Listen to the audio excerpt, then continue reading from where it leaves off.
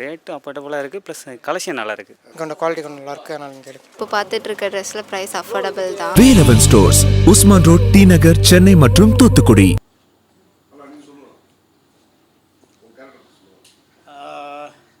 படம் பேர் காக்கா. அதாவது சிங்கம், புலி அதெல்லாம் கூட நம்ம கண்ணுக்கு தெரியாமல் இருக்குது. நம்ம ஜூ அந்த மாதிரிலாம் பார்த்துருப்போம். ஆனால் காக்கா டெய்லியும் நம்ம வந்து கண்ணில் பட்டுகிட்டே தான் இருக்கோம். சில இடத்துல காக்கா வந்து வணங்குவாங்க. முக்கியமாக இன்றைக்கி வணங்குவாங்க. இன்றைக்கி வந்து அமாவாசை. இந்த அமாவாசை அன்ற தினத்தில் இன்றைக்கி காலையில் கூட எங்கள் அப்பாவுக்கு வந்து நான் காக்காவுக்கு சாப்பாடு வச்சுட்டு தான் வந்தேன். இன்றைக்கி வெள்ளிக்கிழமை. நிறையா பேர் கூட இன்றைக்கி நான் படம் பார்க்க வரலன்னு சொல்லி கேட்டப்போ அவங்களே ஒரு முடிவு பண்ணியிருக்காங்க, இன்றைக்கி வெள்ளிக்கிழமை. அது மட்டும் இல்லாமல் இன்றைக்கி அமாவாசைன்றதுனால கூல் சுரேஷ் காக்காவுக்கு சாப்பாடு வைக்க போயிருப்பார், அதனால தான் இன்றைக்கி அவர் படம் பார்க்க வரல போல அப்படின்னு. அதுவும் ஒரு உண்மை தான் அது. அப்படி காக்கா வந்து நம்ம கூட ஒன்றி பழகிறது தான் அந்த காக்கா. இன்னொரு விஷயம் தெரியுங்களா, மற்ற மிருகங்களாவது நம்மளை தாக்கும், நமக்கு வந்து கேடு நினைக்கும். ஆனால் காக்கா வந்து ஒரு ஏதோ ஒரு விஷயங்கள், ஒரு எலியோ ஏதோ ஒன்று செத்து கிடந்தா கூட அந்த இடத்த சுத்தம் பண்ணுறதுக்கு அந்த காக்கா இழுத்துட்டு போவோம். அதெல்லாம் நீங்கள் கவனிச்சிங்களா என்னன்னு தெரியல. எல்லாமே நம்ம வந்து நெகட்டிவாக தான் பார்த்துட்ருக்கோம், பாசிட்டிவாகவும் பார்ப்போம். புரியுதுங்களா? காக்கா வந்து அவ்வளோ ஒரு நம்மளோட வாழ்க்கையில் வந்து ஒரு இன்றியமையாத ஒரு ஜீவன் அது. அப்படிப்பட்ட அந்த பேரை படத்திற்கு நம்ம இயக்குனர் பரமன் அவர்கள் சூட்டியிருக்காரு. அவருக்கு என் மனமார்ந்த வாழ்த்துக்கள். ஏன்னா இப்போ என்னென்னவோ பேர் வைக்கிறாங்க, புரியவே மாட்டுது. இங்கிலீஷில் பேர் வைக்கிறாங்க, நமக்கு டைப் பண்ணுறதுக்கும் கஷ்டமாக இருக்குது. இந்த காக்கான்றது குழந்தைகள் ஸ்கூல் படிக்கிற தொட்டுக்கலாமா தெரியாமல் தொட்டேன். ஸ்கூல் படிக்கிறவங்க தங்கச்சியாக இருந்தாலும் சரி, வயசான ப்ரொபோசர் இந்த கல்ட்டு இருந்தாலும் சரி, காதல் அழிவதில்லை, அதெல்லாம் வெளில சொல்லாத. டேய் அது சந்தானம் சொல்லிட்டான், இரு இரு. அப்படி அந்த காக்கான்ற ஒரு விஷயம் நம்மளுடைய வாழ்க்கையில காக்கா கூட கத்தி இருக்காது. நீ தாண்டா கத்திட்டு இருக்க. என்னப்பா திடீர்னு கோத்தான்ட்ட சார்? சாமி சாமி மாலை போட்டுக்கிட்டு அவன் கேமரா இருக்கிறத மறந்துட்டு கொட்டாச்சி ஆத்தான்ட்டான்பா.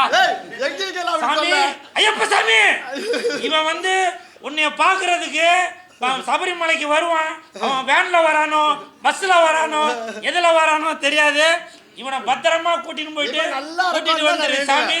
நீ நல்லா இருக்கும்னு தான் நான் வேண்டுவேன். அதுதான், அதே தான்டாப்பா நானும் சொல்றேன். கொட்டாச்சி நான்லாம் வந்து பாலிய சிநேகிதர்கள் ஒரே தட்டில் சாப்பிட்டவங்க. இன்னைக்கு கொட்டாச்சி அவர் கூடலாம் நடிக்கிறதுல வந்து நான் ரொம்ப சந்தோஷப்படுறேன். அதே மாதிரி இயக்குனர் பரமன் அவர்களை பற்றி சொல்லணும்னாக்கா ரொம்ப, ஏன்னா அவ்வளோ இருக்கு, சொல்லிட்டே இருக்கலாம். அதான் அவருக்கு வேற ஏதோ படத்துக்கு போகிறதுக்கு டிக்கெட் எடுத்து வச்சுக்கிறாங்க. அவனுக்கு மணி ஆகி போச்சு, அதனால நான் பேசிட்டாக்க என்னை விட்டுருங்கன்னு இருக்கான். உண்மையிலே கொட்டாச்சு பரமன் மாதிரி நண்பர்கள் எனக்கு ஒரு 20 வருஷமாக தெரியும். அவரை ஒரு கேரக்டர் ஆர்டிஸ்டாக இருந்து அப்புறம் ஒரு அசிஸ்டன்ட் டைரக்டர் ஆகி ஒரு டைரக்டர் ஆகி குடும்பத்தை பார்த்து அப்படி வந்து ஒரு ஒரு ஒரு எந்த ஒரு ஹெல்ப்பும் இல்லாமல் தத்தளித்து கல்யாணம் பண்ணி அது குடும்பத்தையும் காப்பாற்றி சினிமாவிலையும் இன்றைக்கி ஒரு பெரிய இயக்குனராக வந்திருக்காரு. அப்படின்னாக்கா அது வந்து இவருடைய உண்மையும் நேர்மையும் தான் காரணம். இந்த நேரத்தில் இந்த காக்கா படத்தோட ப்ரொடியூசர் சதீஷ் சார், அவர் கனடா நாட்டில் உள்ளவர். அந்த தமிழருக்கு நான் பாதம் தொட்டு வணங்குகிறேன். ஏன் தெரியுங்களா, இந்த மாதிரி ஒரு நண்பரை நம்பி நீங்கள் பணம் போட்டு ஒரு படம் எடுப்பறமா அப்படின்னு சொல்லியிருக்கீங்கள. காரணம் என்ன தெரியுமா, எனக்கு தெரிஞ்சு ப்ரொடியூசர் கொடுத்த பணத்தில் இந்த பரமன் அவர்கள் ₹1 கூட செலவு பண்ணியிருக்க மாட்டார். வேணா தெரிஞ்சோ தெரியாமலோ மறந்தோ இவரோட பையனுக்கு ஒரு சிக்கன் ரைஸ் வேணால் ஒன்று வாங்கி கொடுத்துருப்பாரே தவிர எனக்கு தெரியும். அப்படி ஒரு கள்ளங்கபடம் இல்லாத மனிதர். இப்படிப்பட்ட மனிதர்களை தாங்க நம்ம எல்லாரும் சோதிச்சுட்ருக்கோம். யார் பந்தா காட்டுறாங்களோ அவங்கள தான் தூக்கி விட்டுட்டு இருக்குது. யார் வந்து நான் நடிக்க வரமாட்டேன் எனக்கு டேட் இல்லைன்னு சொல்கிறாங்களோ அவங்கள்ட்ட தான் போய் ஒரு நாள் டேட்டு கொடுங்க, அரை நாள் டேட்டு கொடுங்கன்னு போய் கெஞ்சிருது. வாரம் கம்ப்ளைண்ட் வந்துட்டு தானே இருக்குது, பார்த்துட்டு தானே இருக்கிறீங்க. ஒரு ப்ரொடியூசரும் ஒரு டைரக்டரோட நிலைமையை யோசிச்சு பாருங்க. நான் இந்த வார்த்தையை சொல்கிறதுக்கு எனக்கு தகுதி இருக்கான்னு தெரில, இருந்தாலும் நான் சினிமா சோறை சாப்பிட்றவன், அதனால் சொல்கிறேன். தயவு செய்து இயக்குனர் சங்கமும் தயாரிப்பாளர் சங்கமும் இனிமேல் நீங்கள் நடிக்கிற படத்துக்கு தயவு செய்து ப்ரமோஷனுக்கு வாங்க அப்படின்னு சொல்லி ஒரு அக்ரிமெண்ட்டு போடுங்க. அது அவங்க பணம் வாங்கிட்டு தானே நடிக்க வராங்க. ஏங்க ஒரு படத்துக்கு வர முடியலன்னா பரவாயில்லைங்க, 2 படத்துக்கு வர முடியலன்னா பரவாயில்லைங்க, எல்லா படத்துக்குமா வர முடியாது. என்ன ஜப்பானில் ஜாக்கி சான் கூட ஷூட்டிங்கா, மலேசியாவில் மைக்கேல் ஜாக்சன் கூட ஷூட்டிங்கா, அமெரிக்காவில் அர்னால்டு கூட ஷூட்டிங்கா, யாருக்கிட்டங்க விதவிதமாக கதை சொல்லிட்டு இருக்கீங்க? இந்த மாதிரி பரம மாதிரி ஒரு ஆள் கஷ்டப்பட்டு இன்னைக்கு ஒரு இயக்குனராகிறதுக்கு எவ்வளோ கஷ்டப்பட்டுருப்பாரு. இந்த படத்தில் இந்த காக்கா படத்துக்கு எவ்வளோ பேருக்கு அவர் வாய்ப்பு கொடுத்துருக்காரோ அவங்க எல்லாருமே நன்றி மறக்கவே கூடாது, தெரியுங்களா? அப்படி இவரோட உழைப்பு மட்டும் இல்லை, பணத்தையும் கொடுத்துருக்காரு, புரியுதுங்களா? இவரை நம்பி ஒரு தயாரிப்பாளர் வந்திருக்காரு. அந்த தயாரிப்பாளர் வெளிநாட்டு தயாரிப்பாளர். அவர் என்ன நினைப்பாரு பரமனை பற்றி, நம்மளோட சினிமா இண்டஸ்ட்ரியை பற்றி என்ன நினைப்பாரு? காக்கான்னு நம்ம ஒரு படம் ஒன்று எடுத்தோம், அந்த படத்தில் நடித்தவங்களாம் வரலையா, காக்காவை விடுங்க. காக்காவாக இருந்தாலும் சரி, மாக்காவாக இருந்தாலும் சரி, சோக்காவாக இருந்தாலும் சரி, எந்த படமாக இருந்தாலுமே நீங்கள் நடிக்கும்போது பணம் வாங்குறீங்க பார்த்தீங்களா? பெல்லு கூட அடிக்குது, ஆமான்னு சொல்லுது. அப்படி பணம் வாங்கிட்டு தானே நடிக்க வரீங்க. இதே நீங்கள் ஹிந்தி படத்தில் இதே மாதிரி பண்ண முடியுமா? தெலுங்கு படத்தில் இந்த மாதிரி பண்ண முடியுமா? இண்டஸ்ட்ரியிலேருந்தே தூக்கிடுவாங்க, புரியுதுங்களா? அதனால் தயாரிப்பாளர் சங்கமும் இயக்குனர் சங்கமும் தயவு செய்து இனிமேல் நடிக்கிறவங்களுக்கு இது ஒரு கண்டிஷன் ஒன்று போடுங்க.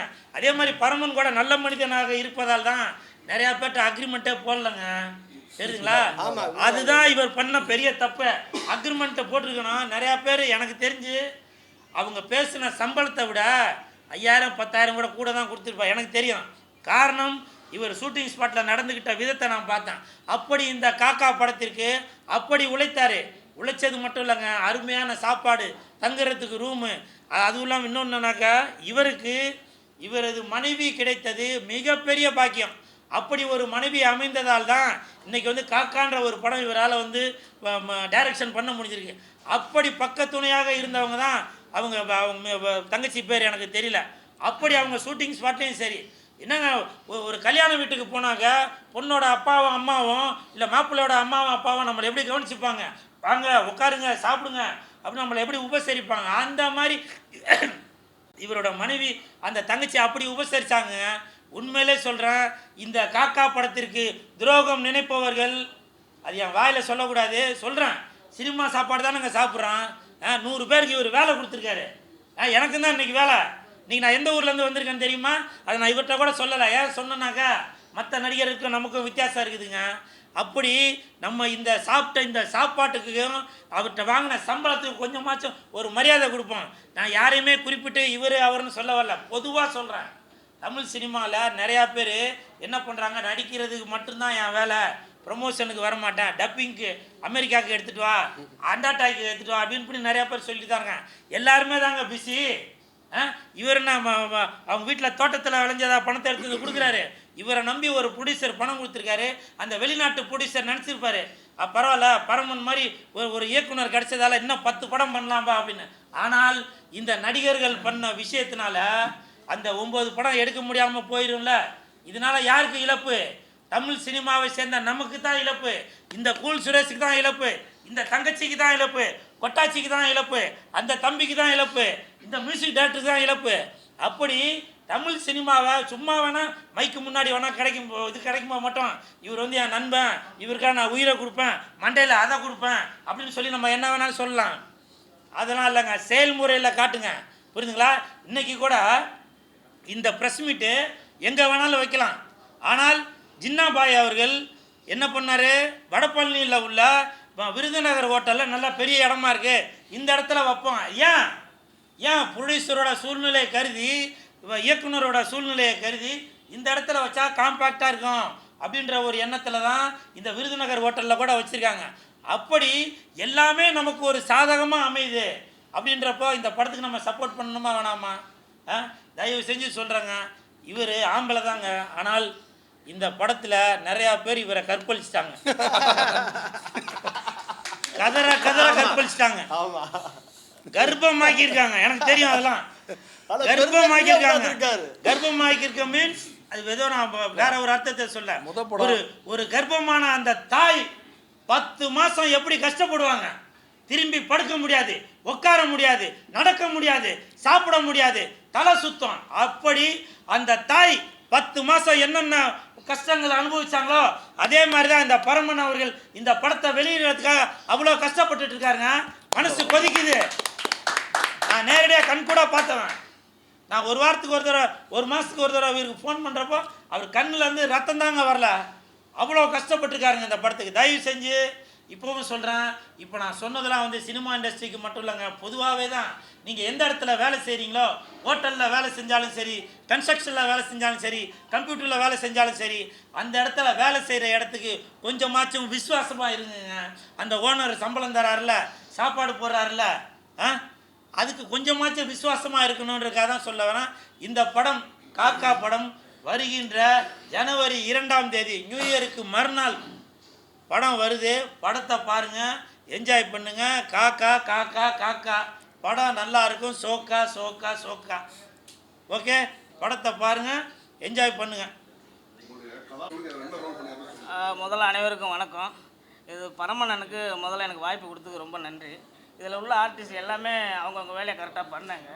இதில் பரமண்ணன்கிட்ட பிடிச்ச விஷயமே என்னென்னா, ஷூட்டிங் 6 மணிக்கு வந்தால் சாயந்தரம் 6 மணி பேக்கப். ஓகேவா? இதில் இடையில பர்சனல் வேலை இருந்தாலும் ஃப்ரீயாக விட்டுறாரு. அவர் உண்மையாக இருக்கிறார். அந்த உண்மை அங்கே ஒரு சில இடத்துல இல்லை. அதை நான் கண்ணால் பார்த்தேன். அது யார் யாருன்னு சொல்லலை, இது எனக்கு சொல்லணும்னு தோணுச்சு. இவ்வளோ ஒரு ஃப்ரீடம் கொடுக்குறவருக்கு நீங்கள் ஏன் வந்து கொஞ்சம் சப்போர்ட் பண்ணலாம்ல? புரியுதுங்களா? அதனால் அண்ணே, இந்த படத்தோட இன்னும் நீங்கள் நிறைய படங்கள் பண்ணுவீங்க. வாழ்த்துக்கள் அண்ணே, ரொம்ப நன்றி. இதில் அண்ணன் கூட தான் ட்ராவல் பண்ணுறேன். இதில் ஒரு காமெடி ரோல் பண்ணிகிட்ருக்கேன். கொட்டாஞ்சி அண்ணன் கூட தான் பண்ணிகிட்ருக்கேன். நல்ல கேரக்டரு. படம் வந்துச்சுன்னா கொஞ்சம் நல்லாயிருக்கும். இருமா என்ன அவசரம்? இந்த தங்கச்சிக்கு நான் தான் எழுந்து இடம் கொடுக்குறேன். இந்த 3 பேர் எழுந்து உட்கார பார்த்தீங்களா? அந்த கூட உட்காந்துருக்காங்க. தங்கச்சி தங்கச்சி தங்கச்சின்னு பண்ணிட்டு இருக்க. அவங்க டீச்சர்ப்பா, அதனால தங்கச்சிக்கு நீ தான் கொடுத்தாகணும். ஆமாம். சாமி சரணம் ஐயப்பா. எல்லாருக்கும் மாலை வணக்கம். இந்த படத்தில் நடித்ததுக்கு நான் ரொம்ப சந்தோஷப்படுறேன். நிறைய டேரக்டர்ஸோடு நான் ஒர்க் பண்ணியிருக்கேன். பட்டு பரமன் சாரோட பண்ணும்போது அந்த ஒரு உண்மை அதுக்கு நான் யாரையும் உண்மை இல்லைலாம் சொல்ல. பட்டு பழகிறதுக்கு ரொம்ப நெருக்கமாக பழகுனாங்க. அவங்க மனைவி குழந்தையோட தான் ஷூட்டிங் ஸ்பாட்டுக்கே வருவாங்க. ஒரு ஃபேமிலியாக தான் இருக்கும். நாங்கள் சாப்பிட்றதில் ஒன்றா தான் சாப்பிடுவோம். அவங்க என்ன தனியாக அப்படிலாம் இல்லை, டேரக்டர்னால் தனியாக அப்படி இல்லை, எல்லோரும் ஒன்றா இருப்போம். ஒரு ஃபேமிலியாக தான் இருந்தது படம். நான் சாருக்கு பேராக பண்ணியிருக்கேன் இந்த படத்தில். நடித்தப்போ நான் முனிஷ்காந்துக்கு தங்கச்சி கேரக்டர் பண்ணியிருக்கேன். ஒரு கேரக்டர் ரோல் பண்ணுறோம், அது என்ன ஏதுன்னு அவ்வளோ விளக்கமாக சார் சொல்லி கொடுத்தாங்க. ரொம்ப சந்தோஷமாக இருந்தது. இவர் ரொம்ப ஃபீல் பண்ணாங்க, ஐயோ 1 year ஆகிடுச்சு, நம்ம ரிலீஸ் பண்ண முடியலையே அப்படின்னு சொல்லிட்டு. பட் நீங்கள் எல்லாமே அதுக்கான முடிவு வந்திருக்கு. Congratulation, thank you so much. சமுதாயத்தை சீரழிச்சிட்டு இருக்க இந்த பிக் பாஸ் நிகழ்ச்சியை விட இந்த காக்கா படம் 1000 மடங்கு பெற்றுங்க. 10,000 மடங்கு. அப்படி ஒரு அருமையான படத்தை எடுத்து வச்சிருக்கவர் தான் இந்த பரமன் அவர்கள். இந்த காக்கா படத்தை பாருங்கள். அதை விட்டுட்டு அந்த கன்றாவி பிடிச்ச பிக் பாஸே பிடிச்சி அழுதுட்டு இருக்கிறீங்க. அதில் அந்த பொண்ணு பேர் என்னப்பா? பாரு கம்ருதீன். அவங்க போய் பாத்ரூமுக்குள்ள போகிறாங்களா, பெட்ஷீட் எடுத்து போத்திக்கிறாங்களா? அவங்க பாருவோம் இப்போ கம்ருதீனும் பாத்ரூமுக்குள்ள போகிறாங்களா, பெட்ஷீட் எடுத்து போத்திக்கிறாங்களா? இப்படின்றத பார்க்குறத விட்டுட்டு இந்த மாதிரி கலைஞர்கள் நல்ல ஒரு காமெடி படம் எடுத்திருக்காரு. காக்கா மாதிரி படத்தை வந்து பாருங்க. அந்த கன்றாவி பிடிச்ச பிக் பாஸ் எல்லாம் வந்து பார்க்காதீங்க, சரிங்களா? சார் நான் போகும்போது நல்லா இருந்துச்சு சார். சார் இல்லை சார், அதுதான் சார். அப்போ நான் இருந்தேன், அவங்க 2 பேரையும் அடித்து திருத்தினேன். அதெல்லாம் வந்து வீடியோவில் வரல. ஆனால் இப்போ நான் இருந்ததை விட அப்போ இருந்தது ரொம்ப நேர்மையாக உண்மையாகவும் இருந்துச்சு. இந்த பிக் பாஸ் சீசன் 9 அப்படின்னு சொல்கிற மாதிரி தான் இருக்குது. அந்த கம்ருதீனும் பாரும் பாத்ரூமுக்குள்ளே போய் கதவை சாத்துறதும், மைக்கை கழட்டி வச்சுட்டு, அப்புறம் நேற்று கூட ஏதோ ஒரு வீடியோவில் அந்த தம்பி சொன்னான், என்னால் வந்து மூடு வந்து அடக்க முடியல. என்னங்க இதெல்லாம் தமிழகத்துக்கு வந்து ஒரு வெட்கக்கேடுங்க. இன்னைக்கு வந்து அமைதி பூங்காவாக இருக்கிற இன்னைக்கு இந்த தமிழகத்தை இந்த மாதிரி எனக்கு வந்து மூடு வந்து அடக்க முடியல அப்படின்னா அதுக்கு என்னங்க அர்த்தம்? இது ஒரு வெட்கக்கேடான விஷயம் இல்லையா? தமிழர் வாழ்வுரிமை கட்சி தலைவர் சார், நீங்கள் பார்த்துட்டு தான் இருப்பீங்கன்னு நினைக்கிறேன். நீங்கள் ஒரு தடவை தான் போராட்டம் பண்ணீங்க, அதுக்கப்புறம் நீங்கள் அதை விட்டுட்டீங்க. அதனால தான் இன்றைக்கி அவங்க பாத்ரூம்குள்ளே போய் வீட்டில் நடக்க வேண்டியதெல்லாம் வெட்டு வெளியில் 100 கேமரா முன்னாடி பண்ணிகிட்ருக்காங்க. வேல்முருகன் சார், நீங்கள் ரொம்ப நல்லவர். நீங்கள் ஒரு தடவை மட்டும்தான் அந்த அதை தடை பண்ணணும்னு சொன்னீங்க. ஆனால் அதுக்கப்புறம் என்ன ஆச்சுன்னு தெரியல. இப்படி தமிழகத்தையும் தமிழ்நாட்டையும் தமிழையும் சீரழிக்கிற இந்த பிக் பாஸ் நிகழ்ச்சியை தயவு செஞ்சு தடை பண்ணுங்க. காக்கா மாதிரி படங்களுக்கு ஆதரவு கொடுங்க, சரிங்களா?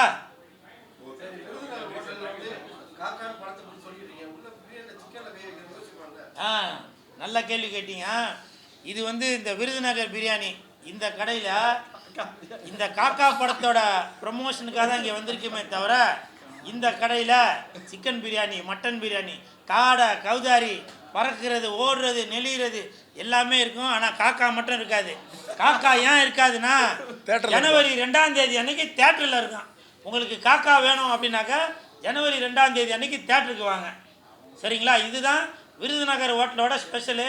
வடபழனியில் இருக்குது. நல்ல பெரிய இடம், நல்ல ஏசிக்குள்ளே ஜாலியாக சும்மா ஜம்முன்னு சாப்பிட்டு போகலாம்.